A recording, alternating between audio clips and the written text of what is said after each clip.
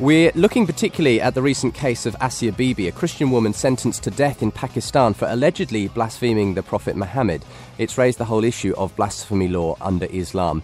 And today on the show, John Joseph joins me. He's a Christian human rights activist who has supported Christians charged with blasphemy in court cases in Pakistan. He now resides in the UK after an attempt on his own life.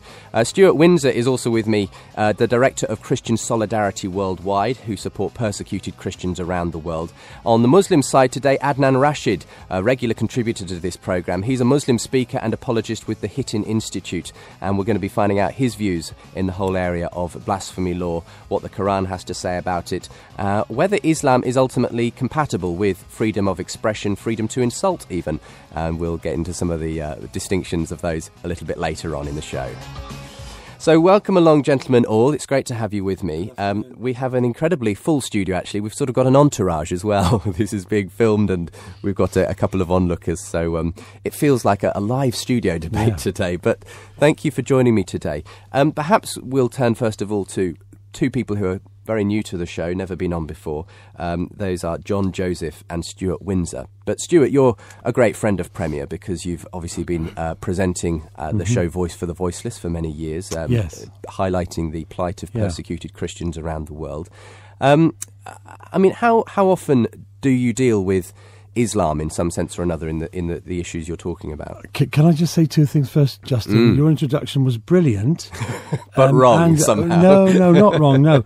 And Christian Solidarity is unlike most Christian charities in that we're an advocacy organisation. And just for Adnan and those listening, we do not proselytise. Right. Because it conflicts with advocacy. That's the first thing. And so we're very clear on our mandate of being a voice for the voiceless, mainly Christians, but others as well. And so we not only help Christians who suffer under unjust laws around the world, but others as well, including Muslims, Hindus, Buddhists, those that have been suffering under regimes that we would deem as evil. And so I'd like to make that clear. Now, in terms of my work, it does actually interface, and our work does interface with Muslim extremism, Islamic extremism around the world. For instance, not only in Pakistan, but in the Middle East, in Indonesia, even in China. You know, we're looking at Xinjiang in the northwest part of China, where the Uyghurs are mainly a Muslim tribe. And so we deal a lot with Islam and interface with it in terms of misuse, really. One of the things that's been making the headlines, of course, recently is the case of Asia Bibi, this Christian woman sentenced to death in Pakistan. What has made this case particularly pertinent of late? Well, first of all, Asia comes... there have been a long line of blasphemy cases in Pakistan. For 100 years, probably only one case of blasphemy in the subcontinent, India, and then Pakistan as a country was formed. And then General Zia al-Haq Islamized the constitution. He brought in a code, PPC 295.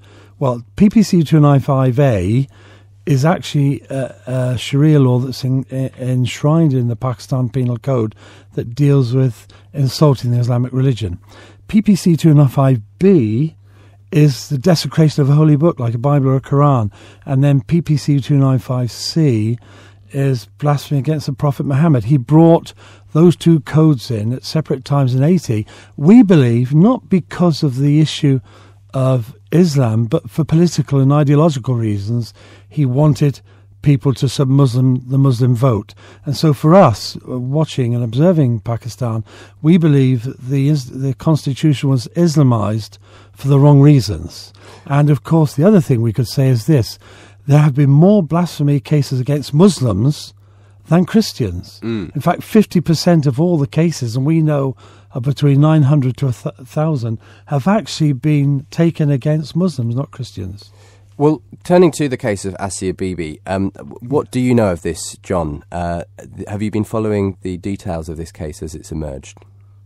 No, I don't know a lot of details about the Asia Bibi, but I have got experience in my life because I'm working there a long time, from the 86 to 95 for the human rights. So I've got a lot of experience because I'll go to every time in the courts. I'll go to and meet to that peoples, and I know what's the reality for that cases. And what is the reality usually for these blasphemy cases? Is there a charge to be heard normally, or are these very often non-existent sort of? But if you charges? check all the cases from Ziaul Haq to now, have got lot of cases, lot of cases. Not just for the Christians, not for the Muslim. It's a Hindu, it's Sikhs, lot of people involved in these cases. But all the cases, when it's go to the High Court, Supreme Court, cases go to finish because no any reality there. So these cases are usually overturned because just there's if you have got any evidence. problem with your neighbor, any problem with your any big leader, so he may make case for you, and you go to in the jail. So these are often actually personal vendettas that are being Actually, it's settled. going to misuse. Yes, and we could say, first of all, the case against Asya is this, that she was charged in 2009. Actually, she was working in fields with other women, and she drew water from a well, and she was the Muslim women accused her of making the water dirty, making the water unclean, I presume because she was a Christian, and then later they alleged that she had blasphemed the Prophet Muhammad. But most of the cases, as John said, that come to the court, there's never any factual evidence. And we've done a check, and we can't substantiate this, but from the people we know in Pakistan, we've been told that very, very few Muslims, the government have actually not executed, or very few people have been executed as a result of being found guilty of the charge. Most are discharged, or the cases are dropped, or the accused languish in prison for many years because the cases don't come to court. But there is the problem that person may not then be free, in the sense they won't be free. That the extremists will be out possibly. They won't be free. This woman's life is now ended in Pakistan. If we take the case that John was involved in, even John was a witness to 3 Christians who were charged with blasphemy in Gunjanawala in 1993. There was a boy aged 12, a Salamat Masi, a farmer, Raymat Masi, and then the boy's uncle went down to the police station in Gunjanawala to intervene on his nephew's behalf. They had been accused of scribbling blasphemies on the mosque wall in Gunjanawala by the 2 Mulvanis. Actually, they were both illiterate. They could not read or write. And when the boy's uncle intervened, he was charged too. When they finally came to the High Court in Lahore, the judge refused to hear the charges because he said, rightly so, in a country like Pakistan, that would have been an offence to Muhammad. And so he sent them away, and John was only a witness to that. He wasn't charged. Right. But yet, Manzoor Masi was shot dead outside the High Court by the mullahs who had made the accusation. And John then had to stay to give evidence against, because he clearly saw the perpetrators of those who shot Manzoor. And obviously that itself developed into it. He could not stay in Pakistan then, and we had to remove him. What do you see the situation as out there, John, in Pakistan? And we'll come to Adnan in a moment for his reflection on this. But is it a case of a sort of extremist groupings within Pakistan who are kind of at odds with the government's, the way the government would like Islamic law to be understood there? I mean, and do you see a lot of this kind of them taking it into their own hands? I mean, you yourself were shot at, and I think you even have a bullet still in you from that experience, and had to leave the country. I mean, what is the situation like out there for Christians such as yourself and those that you've seen supported? Christian is suffering from actually in the 1947 is still suffering because when he start Pakistan and India is go to separate, right? Christian is still suffering because Christian, he haven't got any power of the vote there. He haven't got any right there. It's not allowed any Christian go to and charge any department there. In the Ziaul Haq Daur is go to all the Christian properties go to nationalize there, because Christian have got just one way, you go to forward, because before study study was only good study is in the Christian schools in the Pakistan, right? All the school, when is go to nationalize, that way is go to finish, because all the Christian, if he have got teachers, any other peoples, he's go to job for the schools, college, universities, because have got Christian properties there, and as well hospitals. When is go to everything is nationalized, all the Christian staff is gone, and all the Muslim staff is come to there, and he start work there. It's mean all the way is block for the Christian. Christian never go to forward.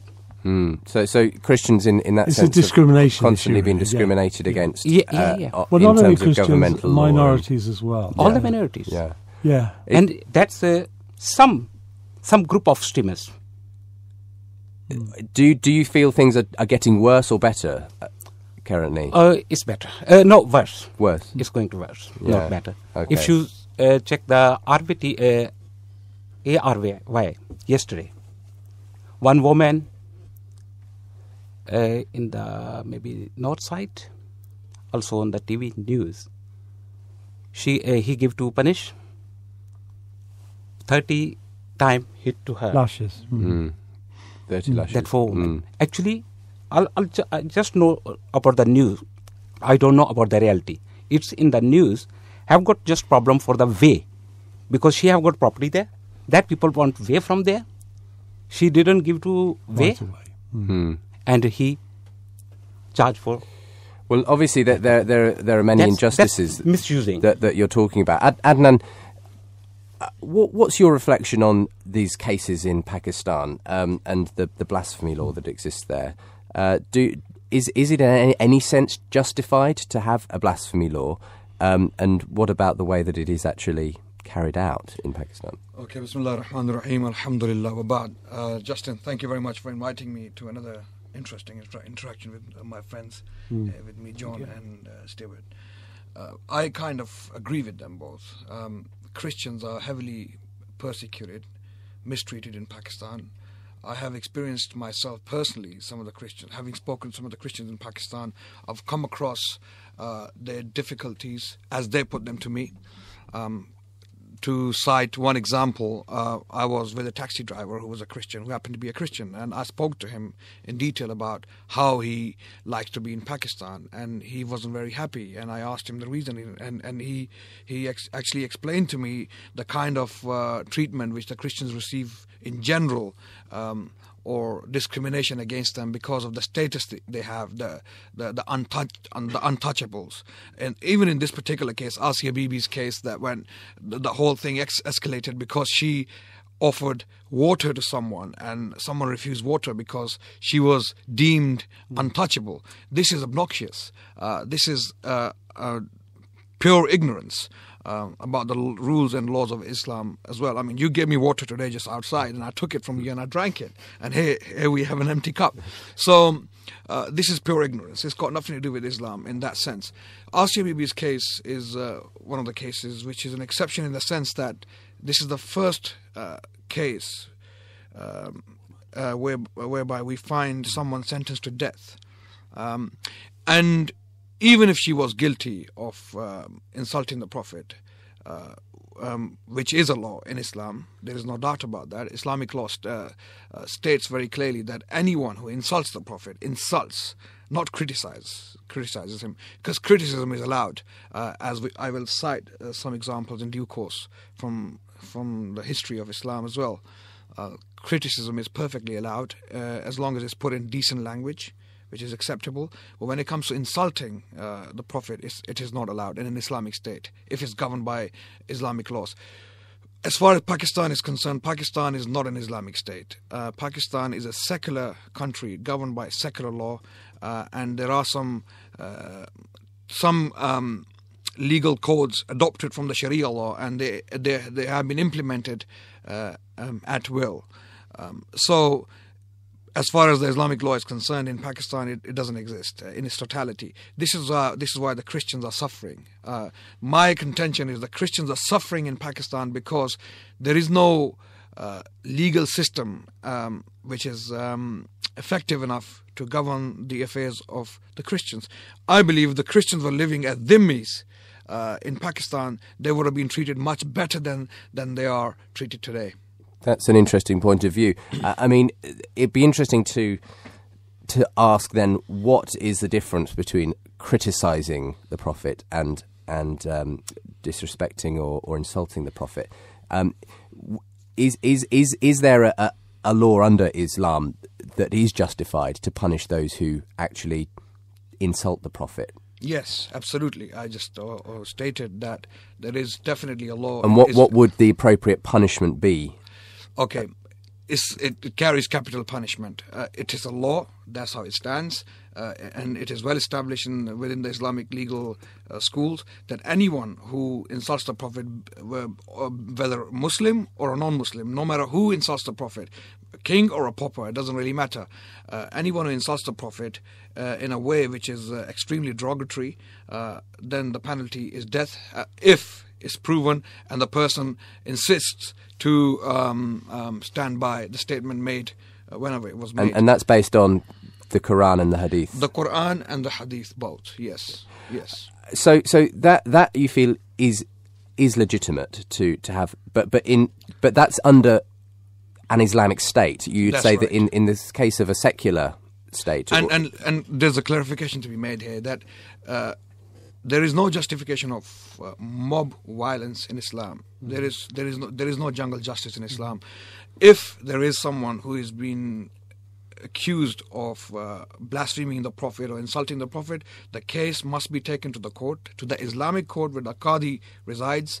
Qadi listens to the case, and the way I understand these cases is that the Qadi listens to the accused and asks him or her to repent. And if the person retracts, then the person is simply allowed to go away, because the case of blasphemy is simply based upon accusations by others. And in this case, it seems to be personal vendetta, as you put it. And if someone comes up with this accusation against some person, it can be easily established in the court whether the person ever blasphemed or not by simply restating or retracting from the statement made. I mean, it raises the question, Stuart, what constitutes a blasphemy? Because, as I understand it, what Asiya is supposed to have said is that they entered a conversation about where her co-workers asked, what has Jesus ever done for you, sort of thing. To which she responded, well, he's my saviour, etc. What has Muhammad ever done for you? And that has been used as the basis for this being the blasphemy in question. I mean, is the problem here that, regardless of whether Pakistan should be implementing a blasphemy law under its constitution, that the issue of what constitutes a blasphemy is very elastic in that sense? It is, and it's really elastic. And I mean, I'm very glad to hear some of the things that Adnan has said. There are several issues here. First of all, unfortunately, in Pakistan, apostasy is deemed as blasphemy against the Prophet. When a Muslim converts, for instance, to Christianity, that is deemed as a blasphemy against Muhammad, because the person has turned their back on the Prophet of their religion. And then generally what happens is a family then feels, with the Mullah's sanction, Mulvani's sanction, to take action, and generally what happens is there will be an attempt, or they will kill the apostate. So blasphemy in a country like Pakistan can be very wide. It can be saying something derogatory or alleged to have said, or even, as we said, apostasy. There's no law against apostasy in Pakistan in the statute books, but there have been many, many, many cases of apostates being killed by family members, and we've been involved with cases like that simply because they've turned their back on the Prophet. So it is elastic. It's a wide definition, but our contention is this: in Pakistan, if we over the years we have tried to work with our friends in Pakistan, including the Human Rights Commission in Pakistan, which is chaired by a Muslim, very eminent Muslim journalist, to try and make it so that a senior policeman has to verify and authorise a first information report. Because if it's done at a senior level, then a lot of the cases would have got no further. They wouldn't have been even listed or heard. The problem is it's done at low level by people who are not are just not aware of what happens in the world, and so these 1,000 cases we've had have gone and have taken place when there could have been a way in the procedure of stopping that, and that's what we try to do. So we stand for repeal of these laws, or if we can't get that, at least amendment to make it so that that many of these cases was just settlement of personal scores, but they've been with grocers, with neighbours. Many of them are land disputes. Yeah. I mean, it appears that obviously Adnan agrees with you, John, in your assessment that most of these cases are settling vendettas and really shouldn't constitute anything that you could call insulting of the Prophet Muhammad. But what do you make of Adnan's belief, John, that those who do genuinely insult the Prophet Muhammad should be put to death under an Islamic state? Do you see that as incompatible with, if you like, freedom of expression to, freedom of speech? That's wrong. Yeah. That's wrong. I believe that's wrong. Yeah. To insult the Prophet is wrong. But, number one, if all the religion is go to same position, that's better. If it's just for the Prophet of the Muhammad, not Prophet of the Jesus, not Prophet of the other religions, that's wrong. I think that's a valid point. Yeah. Because I've got one proof. Sure. Yes. Aslam Dogar, he's living Lahore in the Shadara. He wrote a lot of time magazine against of the Jesus Christ. I'll go to complain the police station, and he say, no, you go to DC office. He first give to order, take a order, then I'll put on the FIR. I'll say, okay, I'll go to DC office. I'll give to that proof of the magazine. This is magazine. And he wrote like this. He say, okay, this paper is go to in the inquiry office. First he decide about the charge. Then you come back after 1 month, 2 months. I'll say, okay. Maybe nearly 6 months, I'll go there. Nothing, any result. When I'll go there, every time he said, oh, I'm waiting for the result, waiting for the result. After 6 months, when me and some friends go to their DC office and I discuss with him, and he say, okay, I'll check there, what's wrong there, why it's not give to me any order. I'll say, okay. When he'll check there, he say, no, sorry, I lost that magazine. So I haven't got any proof, so I can't do anything. This is a classic example because of that's injustice. for the Jesus Christ. If he say anything is in the Christian, if he is any Christian, do anything wrong, nobody's answer any questions. Straight we go to. I accept this. In Pakistan, this is exactly what's happening. This is exactly what's taking place. As far as the Christians are concerned, as I already put it, they're not treated as equals, or they're not treated with justice. In Islam, as far as Islam stands, we have examples like Umar bin Khattab, the second caliph of Islam. A Christian boy came to him from Egypt and complained to him that a Muslim man hit him on the head because he was the son of the governor of Egypt. And Umar invited the son and the father both and asked the Christian boy to punish the son, the one who struck him, and the father, because the father did not teach his son good enough to how to be a good Muslim. So this is the kind of justice which we are lacking today in Pakistan, to be more precise. I don't think any good Christian wants to insult the Prophet of Islam, or any prophet for that matter. I don't think any Christian wants to go down that road. Exactly. And this is where we have to understand this. If someone insults the Prophet by mistake, even in case of Asia Bibi, it was alleged that she accepted that she did insult the Prophet in anger. However, she was sorry. She apologized that if she did it, she was sorry.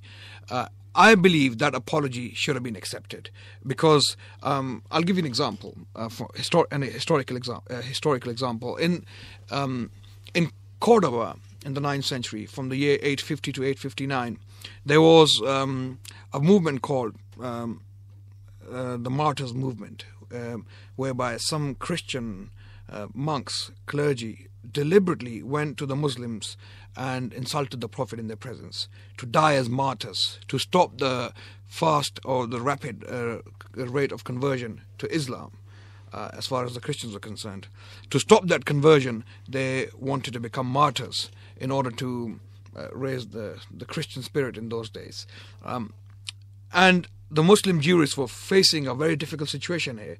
A lot of the Christians were coming voluntarily, insulting the Prophet in their presence and refusing to retract. And the Qadis, the judges, would ask them again and again to retract, to repent, and they would insist on insulting the Prophet. And there were almost 49 people killed in due course from the year 850 to 859. So from this case we learn that Islam doesn't allow freedom to insult any prophet, neither Moses nor Jesus, and even Muhammad, because we consider him to be a prophet of God, together with Jesus, Moses, and Abraham. So Islam doesn't allow freedom to insult any prophet. If someone wants to criticize the prophet in an intelligent way, come together to debate. There is a book in this regard written by Sidney H. Griffith. He's an academic from Australia, and he has written a book titled The Church in the Shadow of the Mosque. In this book he discusses how the Christians were living under the Islamic rule in the history of Islam. And he has given many examples where Christians and Muslims would come together and debate in an intelligent way, in a respectful manner, where the Christians would openly criticize the Prophet or reject him. They would pick up something from the Quran and would say, we don't believe in this is a forgery, this is not real. And the Muslims would take it as criticism, not as an insult, and they would refute it in due course. So this kind of interaction, this kind of discourse is actually, in fact, encouraged. Quran speaks to the Muslims, telling them, go and speak to the people of the book with wisdom and with kindness. Obviously, we're all in agreement that for the sake of religious harmony and getting on and coexistence, blaspheming or criticising or even insulting really the Prophet Muhammad is a bad idea. But when it does happen, I suppose my question is there any justification in your mind for Islamic states in particular imposing the death penalty on people? Absolutely not. No, and I'm glad that Adnan raised the issue of Cordoba, because today in Cambridge, I don't know if Adnan knows Sarah Snyder, who we know. She is involved in a move to have dialogue and co-readings of the Quran and the Bible together. And that's happening now at Cambridge, and there are a group of Muslims and Christians doing that together. If we look at countries like Pakistan, Indonesia, Sudan, all the countries, or Nigeria, northern Nigeria, where there is persecution of Christians, discrimination because they're a minority, if we can't have meaningful dialogue, then there's no hope for these countries. We've got to be able to sit down and discuss and dialogue and seek for peace and for people to live in respect and tolerance of each other and their views. Otherwise, in places where there are populations like in northern Nigeria, some of the big cities where I've been to with Baroness Cox, we talk about Kano, Jos, Kaduna, where we've got 50% Christians, 50%. If we can't live in dialogue together, then there's no hope for those populations. So we have to do that. I think then we're leading on to the other issues about conventions, the UN Convention and the International Civil and Political Rights Charter. Now, it's interesting that Pakistan has just ratified the ICPR, but with reservations. And this is one of the problems with pure Islamic states, like, for instance, Afghanistan, which has partly ratified the ICPR, but where national law will have priority over international protocols. That's an issue. And when Baroness Cox and I have sat down with mullahs in Kano and Kaduna and said, look, what Sharia law is really against the UN Convention on Human Rights, because people should be free to worship which way that's Article 18, and also Article 19, to choose their religion to another religion without the coercion of others, we've said Sharia is against the worldwide accepted conventions. Of course, the UN Convention on Human Rights isn't binding if you sign it, but it is a widely accepted convention. And we believe that Sharia in some parts is contrary to accepted convention. And this is an issue. And the mullahs we've spoken to in Africa have said, well, we Muslims in Africa have our own definition of human rights, which would include the right to live under Sharia. While Christians in Nigeria have said, not to bring in Nigeria, but have said, well, we can't live under Sharia, and that the imams and the mullahs have said, well, you have to trust us. The trouble is they can't trust them. That's the issue. And in a sense, however civil a dialogue may be, if there is a danger that someone will interpret your words as insulting and that carries the death penalty, it's very hard in a sense not to feel in some sense worried for your safety if you are trying to kind of engage seriously, as you say, with the issues, Adnan. I mean, is this a problem that as long as there is any kind of death threat involved in Islamic law as regards what you say about the Prophet Muhammad, that people are going to feel that these could easily be used against me? I could, my criticism could easily be seen as an insult, and that's a good point. It's funny that Stuart mentions Snyder. I had a dialogue exactly the one you advocated. Yes, exactly. I had a dialogue with her a couple of weeks ago. She's an amazing woman, and we have agreed to work in the future on the same project she's working on.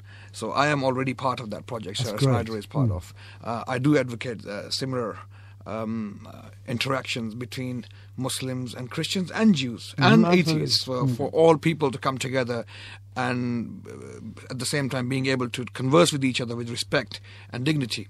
Coming back to the issue of being able to criticize the Prophet and not fear that your words will be taken out of context. As an insult.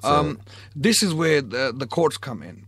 Even if as the Islamic law stands today, as I speak to you, even if someone insults the Prophet by mistake, once the case gets to the court, the judge decides whether this was an insult or not, because the judge simply turns around and asks the accused whether he or she intended to insult the Prophet. And if the person simply refuses to admit any guilt on his or her part, then the judge simply lets the person go. So this is how simple the Islamic law is, and this is exactly what happened in Cordoba. In Cordoba, in Maliki, they were given repeatedly, you say, the chance to absolutely, and this is confirmed by Cooper. To withdraw there. There's a book called Martyrs of Cordoba, written by Cooper, published by Nebraska University Press, and if you read the book, you'll get all these details. You look like you want to respond. Well, I was just going to say that's great, and but even the poor judges in Pakistan have an issue. Now, in the case that John dealt with, in 1995, February 1995, when Rahmat and Salamat came before Judge Bhatti in the High Court in Lahore, he asked the prosecutors on behalf of the Mulvanis to bring the evidence that the boy and the farmer had actually scribbled the blasphemies. They couldn't. They were actually illiterate. They couldn't read or write, neither of them. Right. And so the judge set them free in 1995. Right. Then John was held by Asma Jianga, a Muslim lawyer, who dealt with the case, and Abid Minto, a Muslim barrister. They felt very strongly against the blasphemy laws. John gave his evidence against the mullahs, and then we had to move him covertly. In 1998, two Muslim extremists walked into Judge Bhatti's office and shot him dead, and left a note saying the reason was he had set the kafirs, the unbelievers, free. Right. So the judiciary in Pakistan have to be very careful when dealing with blasphemy cases. This judge, when this case of Asya comes up, let me ask Adam, would you like to be the judge that deals with it? Absolutely. Absolutely, and I would simply Well, ask, I would say absolutely not, because I would simply argue my case with Yeah. these people, because if you give in or give up in the face of oppression and injustice, then who will defend justice? So I would simply stand up for Asiya if she is someone who did insult the Prophet, and if she retracts, even if she did insult the Prophet, and if she says she is sorry, she didn't mean to do it, she was angry, she would simply be allowed to go away. This is how this law works. I mean, and this is how the law stands. Oh, how it should work, at least. should work. I mean, because in practice, this I is think exactly how it works. it I mean, does. But what but the the law question- works in this way. How people practice it Exactly. is another story altogether. That's the Yeah. thing. Pakistan is a very bad example, unfortunately, of Islamic law and how it's practiced there. No, there was another case earlier this year. 2 brothers were accused of scribbling blasphemies against the Prophet Muhammad. The police took them into custody. They gave the handwriting to experts to adjudicate, and whilst the experts were adjudicating, Muslim extremists shot the brothers dead. Right. Whilst they were in police custody, 2 Christian brothers. Then the experts said the handwriting wasn't compatible, the guys were innocent. But it's too late, they've been shot dead. And so hundreds and hundreds of people who've been involved in blasphemy cases in Pakistan, Muslims, Christians and Ahmadis, they've had summary judgment dealt against them when they've been innocent. You're right, Stuart. But to be fair, to bring in another point, in America we have cases where fundamentalist Christians, extremists, have killed Muslims just because of what happened on the day of September the 11th, 9/11. Well, they killed Christians over the abortion issue. Exactly. So Nigeria was another bad example. In Nigeria, both sides are equally guilty of ignorance and bigotry and barbarity. Unfortunately, there is no civilization in that country in that sense. Christians and Muslims are equally behaving in a barbaric manner. Again, we need to come back to the spirit of the golden age of Islam, where people could actually sit down together and converse with each other in a dignified and respectful manner. Sidney H. Griffith, to quote him again, gives an example of 10th century Baghdad, where an Andalusian traveller went to Baghdad and he saw a debate taking place in the city, governed by the Muslims at the time, where atheists, heretics, Christians, Jews, and Muslims sitting together in one place debating. Sounds a bit like where this the truth show. stands. Sorry? Sounds a bit like Yeah, this but program. I'm going to have to disagree with Adnan over northern Nigeria. Look, we've been there. We know what happens. And unfortunately, Christians do defend themselves when they're being attacked. And this is, Adnan, we've been there to Jos, Kaduna, Bauchi, Maiduguri. There are other issues there. I wouldn't agree with you on what you said there. If you look at the cases where some of the Christians have been walking into Muslim villages and burning them alive, as the Muslims have been doing the same to them, it's appalling. The point I'm making is it's equally appalling from both sides. Absolutely. I mean, obviously, we could nitpick on which cases are, who's to blame in these instances. But either way, it's a tragedy that the communities are essentially, at war with each other. I suppose I want to get back, though, to the fundamental point, which I think a lot of people listening will be thinking at this point, Adnan. Okay, fine, you're all for mutual dialogue, respectful, and where, in an ideal world, under an Islamic law, people wouldn't be put to death because people would all be civil to each other and be able to respectfully disagree with each other, etc. But people still may have a problem. I have a problem, for instance, with the idea that Islam would put to death those who don't retract an insult of the Prophet, because there's this fundamental issue of freedom of speech. I should be able to do these things. To insult. And is it in any sense fair that because I happen to live in an Islamic state that I will therefore be killed? What is the justification for that kind of mode of action? Okay, if someone wants to commit suicide, we simply cannot help these people. They need to. They're not asking. They're not.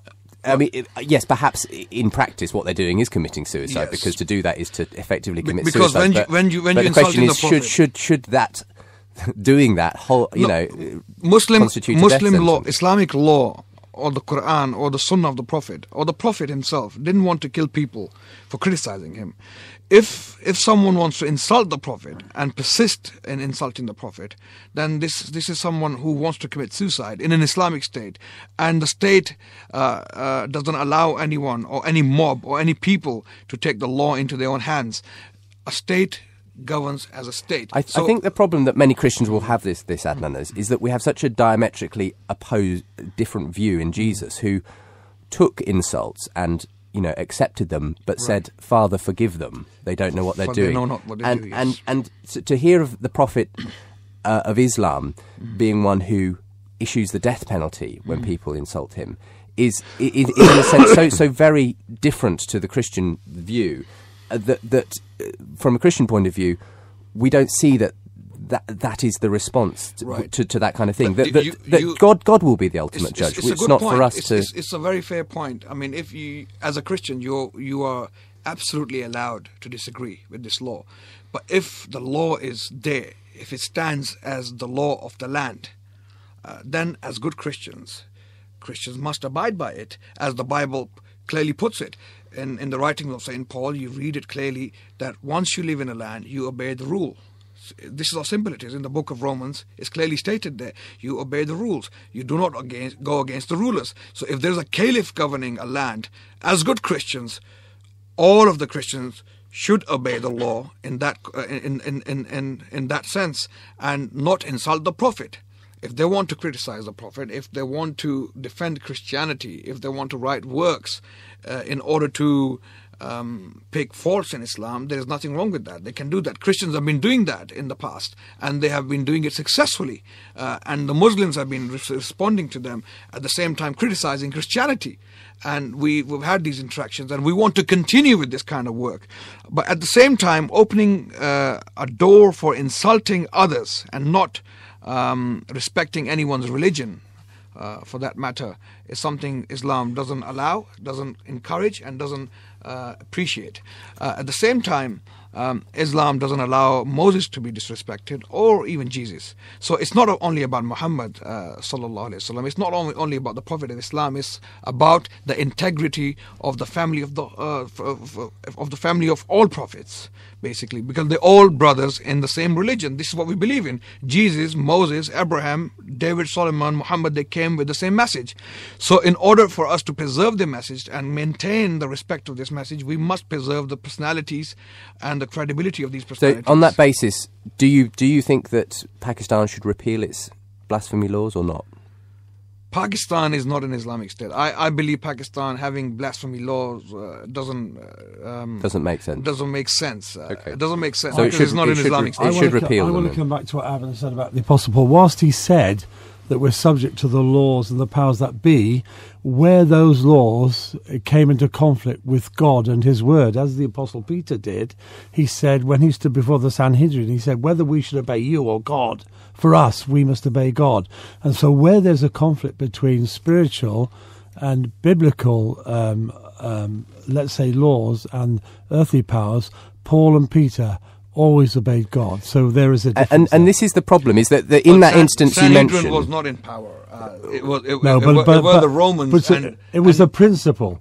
Peter said, we're not going to obey you, we're under submission to God. So there is sometimes a conflict between earthly powers, earthly governments, and the spiritual authority of God. That's a valid point. Yeah. But at the same time, if you look at Paul, what Paul was talking about the Romans, and even Jesus, render unto Caesar what is Caesar's, and render unto God what is God's. I agree, but there is this difference. There is this difference, and of course... What if the Caesar is a caliph?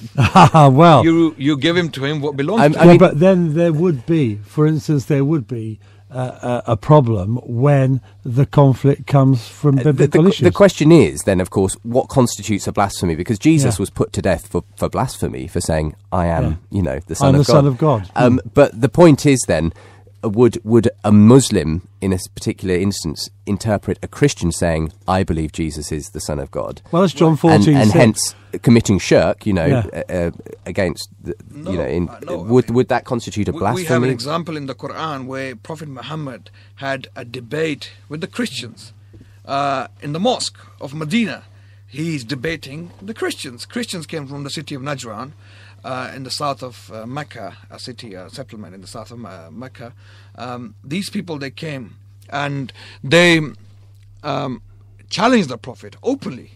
While he was the ruler, he was the king of Medina, telling him that we simply don't believe in your message. What are you going to do with us? And Quran chapter 3 verse 59 deals with this issue. Prophet was asked by God Almighty to challenge them that bring your families and your children and your daughters, and we will invoke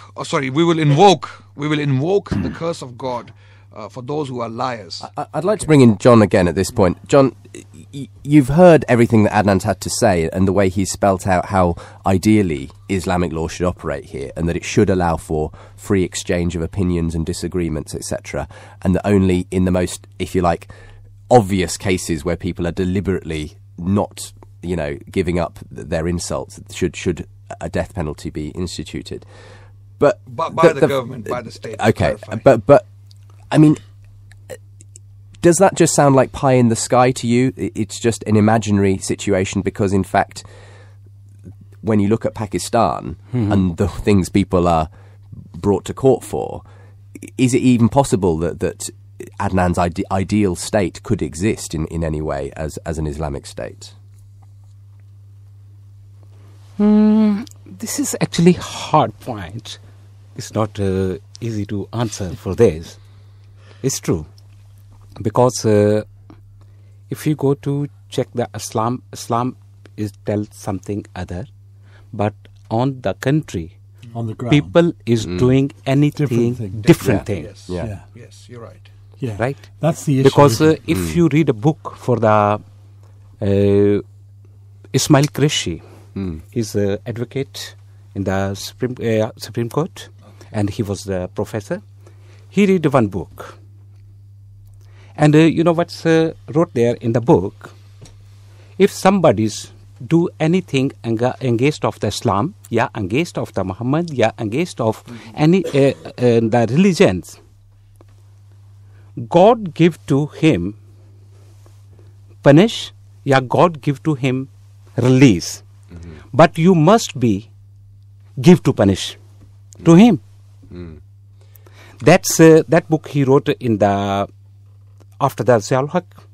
After Zia-ul Haq. And when he's start for that Islamic law in the Pakistan, he was go to in the court appeal for the confirm that everything for the Islamic law. Right. And if you go to the on the Quran side, he said, have got an example from the Muhammad. One lady, when he walk from in the street, he put on rubbish on on him. Absolutely. And he never give to punish. Yes. And so in practice, but obviously in the practice, this is doing everything different. Look, again, ignorance. Ignorance with the religion. I mean, there's not these people don't study. The mob, which is usually running around in Pakistan, the thugs who are killing and persecuting Christians and other minorities, are not educated Muslims. They don't know anything about their religion. Someone comes to them and tells them, this person, this Christian, this so-and-so insulted the Prophet, or put the Quran in the rubbish, or something like this.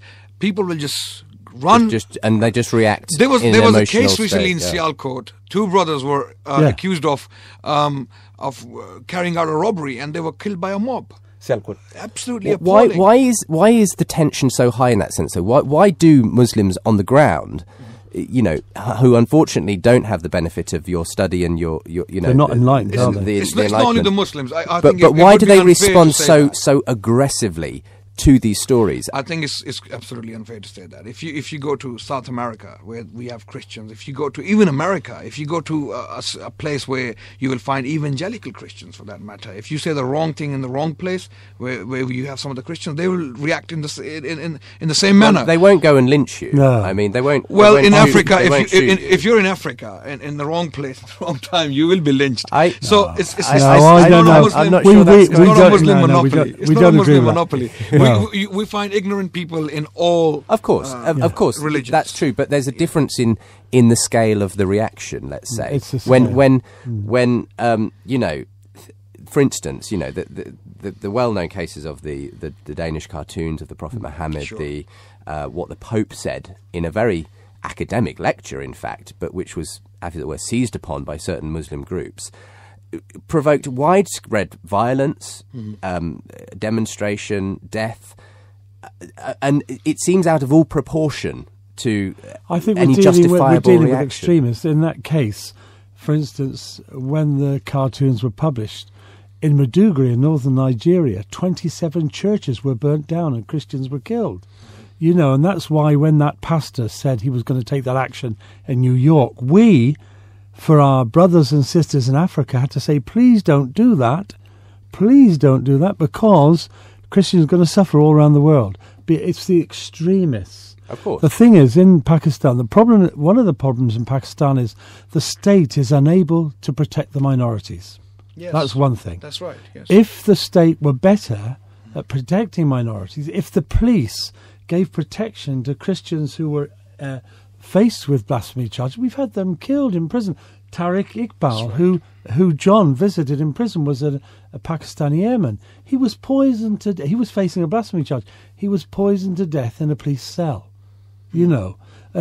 So we're dealing with extremism, and the police are unable to, because they're ignorant, they are unable to protect Christians and others who face given these charges. the radical nature of what happens when people do have these reactions to criticism of Islam, which, as you say, Adnan, in your view of Islam is simply not justified, and any educated Muslim would not take that response. But given that it does happen, and it seems to happen widely in very many places, what is the hope for Islam, as it were, having that sense of a renaissance or some kind of enlightenment, actually with people on the ground, though, you know, who make up the vast majority of Muslims in the world? Most of these people who react in this way were never governed by Islam in the first place.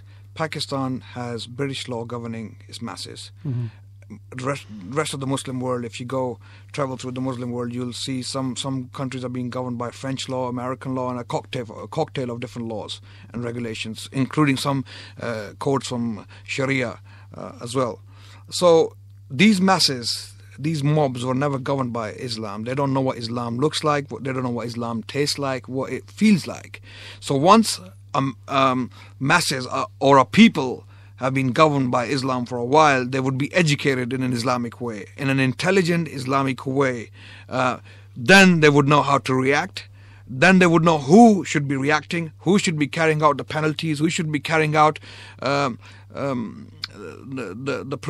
proceedings against those who are accused. So in this case, in Pakistan, what happens is, that's put by Stuart quite rightly, that people who are accused, they go to prison and they get killed in prison. Unfortunately, and even in case of Asia's punishment, the court has declared the punishment, and there is some guy in Peshawar somewhere. Mullah. I don't like the word mullah, by the way, because it's a very derogatory Sorry. term. Mulvani. Or maybe, someone, allegedly some cleric has offered some money to kill Asia, even though the court has already declared its verdict. This is obnoxious. We've talked a lot about the wrongs of the Islamic blasphemy laws in Pakistan, and Adnan, you've agreed in a great deal with actually the assessment of John and Stuart here in the studio of the way it's carried out there. Obviously, you guys disagree on whether any kind of death penalty should be instituted for insulting the Prophet Muhammad, but in any case, in practical terms, given that there is a situation we all agree is not good in Pakistan, what are kind of some of the practical things that could take place, do you think, to bring about change there? I understand you, Stuart, and CSW, Christian Solidarity Worldwide, are working for repeal of these laws. We have a link with the Minister for Minorities, Shahbaz Bhatti. He's a personal friend of mine, and he has been tasked with looking at the blasphemy laws, and he was preparing a bill to go before the Parliament to repeal the laws. And so we're working for them to be repealed, basically because so many Muslims and Christians have unjustly been killed when they've been innocent and not guilty of the charges that have been made. We accept that probably in this current environment it will be difficult, but we certainly want amendments, and we certainly want to stop these cases going further than the police stations, and the policemen, if they were far more enlightened and not ignorant, could stop these cases at the very lowest level and dismiss them. And that would be one thing. But the real issue, I think, is they're unjust. They really are out of context in today's world, where we believe that there should be freedom and democracy, and that people, as Adnan said, should be able to express themselves without insulting. And I don't believe Christians go out of the way, as Adnan said, to insult the Prophet, but we must get rid of these laws. Where there's always a danger, I suppose, of them being perverted to make the case that there has been an insult. Adnan, do you think Muslims should stand up more against these types of laws as they exist in Pakistan and as they're implemented? No, I believe Muslims should stand up against the way these laws are practiced in Pakistan and the way some of the Christians are treated in Pakistan and other minorities are treated, for that matter. Would the Hittin Institute advocate for the repealing of the laws in the way that CSW obviously is? No, Hittin Institute would advocate the implementation of Islam in its totality rather than repealing this law. Just implementing this law and disregarding the rest of Islamic system is not the solution in Pakistan. This is why Pakistan is in the state it is in today. Hittin Institute would advocate that the law of Islam should be implemented in its totality, so that the Christians, the Muslims and the Jews can live together again in peace and experience convivencia. But Jinnah, who's the father of the Pakistan constitution, never envisaged that, Adnan. He said when he set up the constitution of Pakistan, and let's face it, the Muslim League, when Pakistan was set up, depended on the Christian vote in the Punjab. Well, he said the Jews should be free to go to their places of worship, Hindus should be able to go to their temples, Muslims to their mosques, and Christians to the church. That's what Islam advocates. But that's what Jinnah said. He never envisaged. Well, Jinnah was saying what Islam says in that case. Because but he didn't envisage an Islamic Islam state. Defends the right of the minorities to live as they please, worship but as they why please. Can't we go back to the father of Pakistan, who didn't? Well, in that case, the father of Pakistan is Iqbal, who invited Jinnah in the first place to advocate the case of the Muslims in India. Iqbal was the author of the idea of Pakistan. Iqbal was the man who invited Jinnah, and Iqbal was not a secularist. If you read his poetry and if you read his works, you will come to realize that Iqbal was one of those people who promoted Islam as the solution rather than secularism. You obviously feel, Adnan, that in a properly, if you like, constituted Islamic state, these injustices would not happen. I believe yes. If Islam was but they do. Look at Saudi. Well, I was going to say, then Saudi Arabia, look at one that is supposedly. Saudi Arabia doesn't govern its masses. Okay, with but Islam then is there an existence today an Islamic state that you would not term that as? I know of, and some of the Western Western governments would like to see a model. How do you know that any Islamic state would rule with this justice and this harmony that have you speak I ever of? seen one? Well, have you seen it, and how can you even say that it would? Because we have historical examples to refer to. For example, but you could point to Indonesia up until 1990. Well, Indonesia had never governed with Sharia law. No, it didn't. No, it was a very enlightened, moderate Islamic but country. Presumably that you. In other words, it's a secular. Until the Lashkar Jihad set up and then invaded the Malakas. In a way, we're starting to tread into the topic that will be next week's programme, which right. I think is a good place probably to end this, because we've had a very interesting discussion. Yep. Thank you all, gentlemen, for being with me. A lot of agreement, some disagreement, as always, on this programme, but you've all put the case very well. If people want to find out more about what you do, Adnan, and the Hittin Institute, is there somewhere they could look? I know you've got multiple YouTube videos of you in discussion. Yeah, I watch him on these. Yes, absolutely. Where should they go, Adnan, if they want to find out more? They can go to the Hittin Institute website or IERA, Islamic Academy, Islamic Education and Research Academy. Okay. They can go on that website and look at my profile there and some other videos. We'll post the links as well with this podcast. So thanks, gentlemen, all, for being with me.